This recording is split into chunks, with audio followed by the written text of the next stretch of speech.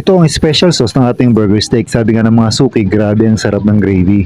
Ang budget meal na burger steak na ito ang nag-viral sa panlasa ng mga students ng AGMA. Tinatangkilik nila hindi lang dahil sa mura, tinatangkilik nila dahil sa sarap ng lasa. Ang one piece burger steak sa halagang napakamura, sa halagang 35 pesos lang may ulam at kanin ka na. Ang 2-piece burger steak naman 45 lang ang halaga, kaya kasyang-kasya sa budget ng mga eskwela. Tuwing lunch break nila pinipilahan talaga. Minsan nga yung ibang nauubusan nadidisappoint pa. Pero ang iba namang estudyante may kanya-kanyang diskarte. Yung iba bumibili na ng 2-piece burger steak, may dala silang kanin. Yung iba nga paglabas sa hapon dumadaan pa dito para mag-take out at para dalhin sa kanila para gawing hapunan. Unfortunately nga lang, kalimitan tanghalian pa lang ubos na ang burger steak na pinipilahan. Kaya wala nang mabili yung mga napapadaan sa gabi. Maraming salamat nga pala sa mga estudyanteng lagi tumatangkilik at lagi nakauubos ang ating burger steak.